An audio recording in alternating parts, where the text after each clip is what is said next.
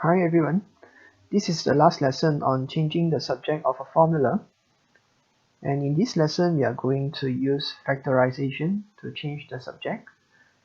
Let's look at the first example, y equals to 2 pi x minus 5x, and notice in this equation we have two x's, and we cannot change the subject to x if we have two x's here.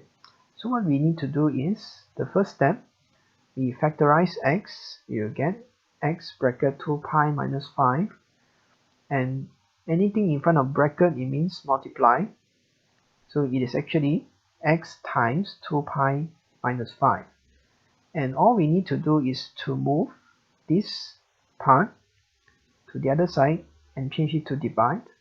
So at the end we can say x equals to y over 2 pi minus 5.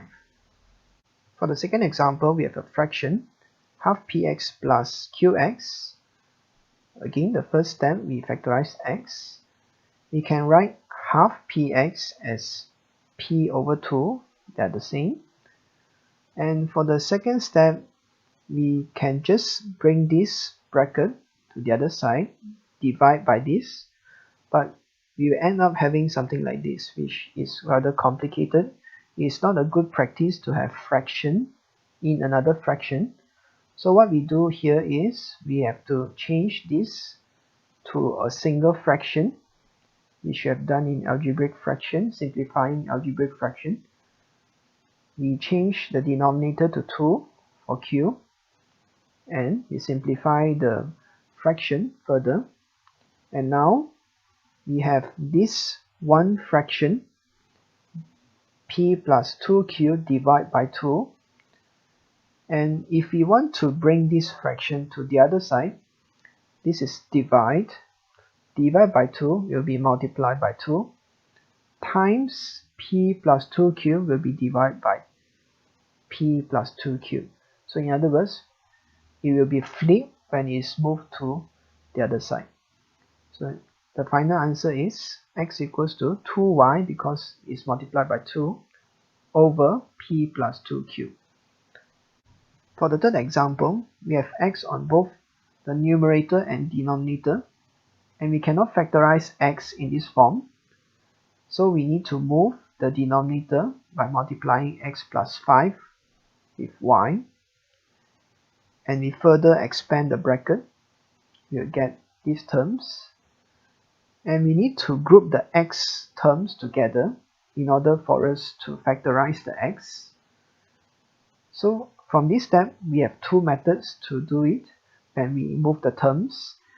It is a good practice to move the negative terms so that we get positive terms. So for this example, I have negative 3. I'll move to the left hand side, and this xy term I move to the right hand side, and I'll get 5y plus 3 equals to x minus xy. From this step, I will further factorize. I'll get this form. The last step will be moving this part, 1 minus y. So the final answer will be x equals to 5y plus 3 over 1 minus y. I can also move in another way, which I will get this form. Moving x to the left hand side and moving 5y to the right hand side, I'll get this form. And notice, if I move in this way, I'll get more negative terms, which is not so encouraged. And we continue with the same step, factorizing the x and moving this to the other side, I'll get this. And notice we have more negative terms, and we can actually further simplify this by multiplying by negative 1, and you'll be like just this answer. So it is a good practice to move negative terms to prevent more negative terms. So that's all for this lesson on changing the subject of formula using factorization.